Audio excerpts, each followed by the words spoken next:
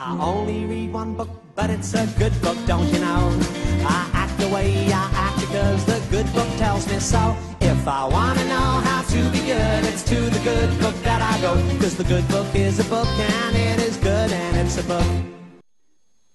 And in an opening line that did sound as though it was the climactic scene in a gay porn movie, Jacob lifted up his eyes and looked, and behold, Esau came, and with him 400 men. And lo, from that day, upon hearing this verse, 2 words shall spring into thine mind, and those words shall be gay. And when Jacob did awake from his daydream, and did realize that he was in fact being peed on by his donkey, he did attend to more pressing matters, which did include the impending arrival of his brother with an army of hired muscle. And he divided the children unto Leah, and unto Rachel, and unto the 2 handmaids, and did then get changed into some dry clothes. And he put the handmaids and their children foremost, for they were the hired help and were expendable, and Leah and her children after, for he had never really liked Leah, for she was built like a Swedish arm-wrestling champion. And though he was able to resist her charm, less so was the case when it came to a headlock, less he wanted to part with both his beard and his ears. And Rachel and Joseph hindmost, for he did prefer Rachel in the rear, which was probably why she had only been pregnant once. And though he had just spent the night with the all-powerful creator of the universe, in an all-night, no-rules wrestling contest that had left him with a permanent injury to his inner thigh, in what had been, so far, the most homoerotic moment in the book, he was shitting himself at the thought of an up-and-coming reunion with his sibling, and he passed over before them, and bowed himself to the ground 7 times, until he came near to his brother. And Esau, with his long flowing red hair and rugged beard, looking wild and untamed in the gentle breeze, and his white cotton shirt billowing and open to the navel, baring his tanned muscular chest, covered in thick red hair,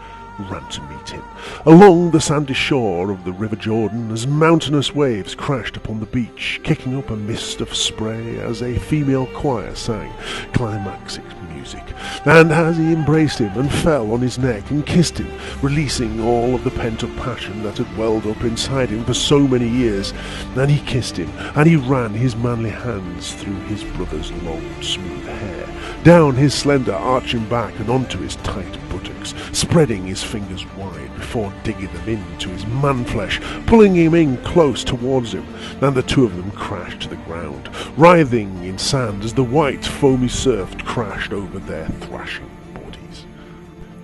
And Esau lifted up his eyes, and saw the women and the children, and all 400 of his men, who did stare, open-mouthed, in horrified silence, apart from the 2.5% or so, who neither asked nor told, but wanted to join in, and there was an awkward moment, before Esau finally spoke, and said, Who are those with thee? And he said, he being Jacob, the children which God hath graciously given thy servant. And he did turn to his children and say, Hey kids, say hello to your uncle Esau. And 390 of Esau's men did talk about how did like raping and pillaging small villages, in a most manly way, and the other 10 did wish that they were a small village. Then the handmaidens came near, they and their children, and they bowed themselves, and Esau did turn unto Jacob, and did say, What, you nailed the domestics as well? And Jacob did shrug, and did say that his wives had insisted upon it. And Esau did say that he was indeed a lucky bastard. And Leah also with her children came near, and bowed themselves, and Esau did wince when she did wink at him in a salacious kind of way. And after came Joseph near, and Rachel, and they bowed themselves, and Esau did look upon her, and did say, 'Tis not what you think, love, I just haven't seen him for a while. And she did smile weakly, and did give a disgusted look to her husband.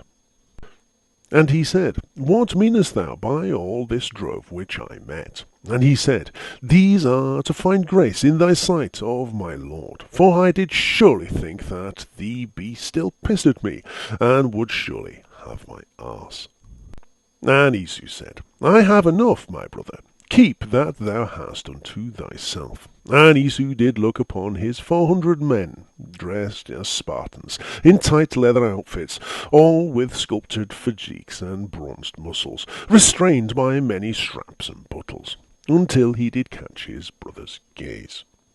And Jacob, who had been wandering the desert for weeks with his 2 wives, their handmaidens, and his 11 children, who had spent the whole journey asking if they were nearly there yet, said, Nay, I pray thee, if now I have found grace in thy sight, then receive my present at my hand. For therefore I have seen thy face, as though I had seen the face of God, and thou wast pleased with me. Take, I pray thee, my blessing that is brought to thee, because God hath dealt graciously with me, and because I have enough. And Esau did look upon both of Jacob's wives, and their handmaidens, and the 11 children, and did say unto Jacob,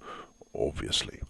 And he urged him, and he took it. And Jacob did go retire unto his tent to have a cool beer, a slice or 2 of ham and pineapple pizza, and he went for a lay down, for he had not had a moment's sleep the night before.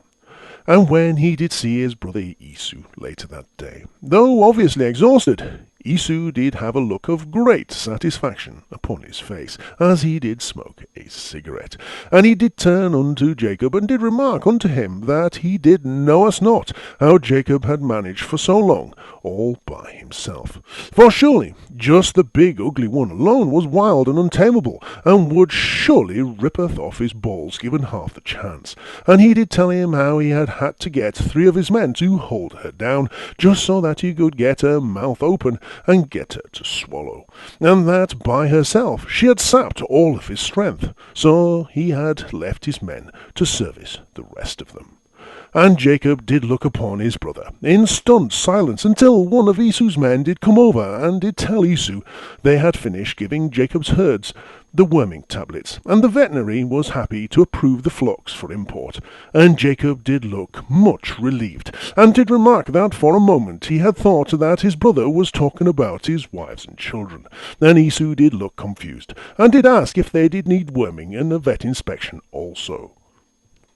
And he said, Let us take our journey, and let us go, and I will go before thee. For it is pointless just hanging around here in the middle of nowhere, for no apparent good reason. And he said unto him, He being Jacob, and him being Esau, My Lord knoweth that the children are tender, and the flocks and the herds with young are with me. And if men should overdrive them one day, all the flock will die, even the older ones that are stronger and not so tender. And he did look towards Leah, who did scowl.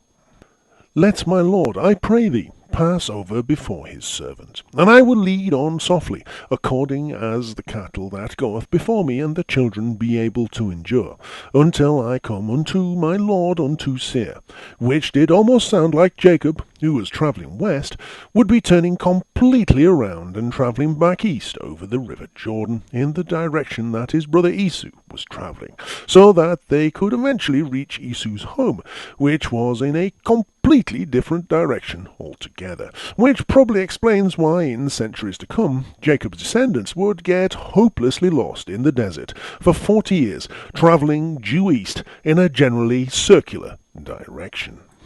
And Esau said, Let me now leave with thee some of the folk that are with me, for they will knoweth the way back to my place. For Esau did know that his brother was crappeth with maps and directions. And he said, What needeth it? Let me find grace in the sight of my lord, for he shall surely guide me in the right direction. And Jacob's wives did know that they would probably never see Esau again, and that it would probably be wise to learn Russian. So Esau returned that day, on his way unto Seir, which was neither east nor west, but rather due south of their present position, in a place that would be close to a place that would be known as Petra, which could be easily reached by simply following the river Jordan towards the Red Sea and taking a left up the hill. And Jacob journeyed to Succoth, which wasn't his intended destination, but rather the place where, after seeing the same palm tree 6 times in as many days, Jacob's wives decided that they were not moving 1 inch further until Jacob did ask for directions. And he built him a house, and made booths for his cattle. Therefore the name of the place is called Succoth, which doth be the Hebrew word for, hey, isn't that the palm tree that we walked past yesterday? And Jacob came to Shalem, a city of Shechem, which is in the land of Canaan, neither of which were Seir, which was where Esau lived, although they did both start with the same letter. When he came to Padoram via Mahanaim, Penel, and Succoth, as well as a number of other places that would not necessarily usually be on the way, and pitched his tent before the city. And he bought a parcel of a field, where he spread his tent at the hand of the children of Hamor, Shechem's father, 400 pieces of money, which, if taken literally, could mean that he spent the night before cutting up a handful of pocket change into as many pieces as possible.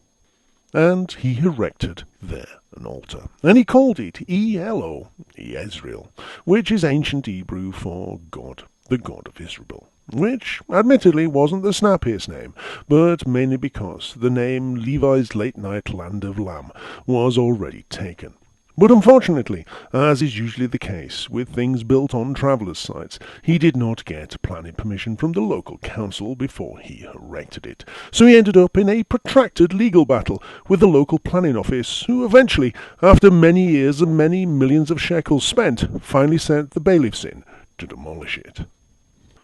And the Lord up in heaven, on his magical cloud, who had, in previous chapters, spent a whole night wrestling with Jacob by the light of the campfire, was quite obsessed with penises and foreskins, was prone to uncontrollable hissy fits and temper tantrums, and who, when given the choice, even though he was a dude, preferred to make himself a man, and only created women as an afterthought when it turned out that Adam wasn't made that way, and would in centuries to come to Earth in human form and hang out exclusively with a bunch of guys, was greatly pleased with the hot and steamy man-on-man action at the beginning of the chapter, and though he did know everything, in a Christian fundamentalist kind of way, did wonder if in a few thousand years those who followed his every command and claimed to speak on his behalf would be more concerned and outraged that the kiss shared by Jacob and Esau was passionate, or that it was incestuous.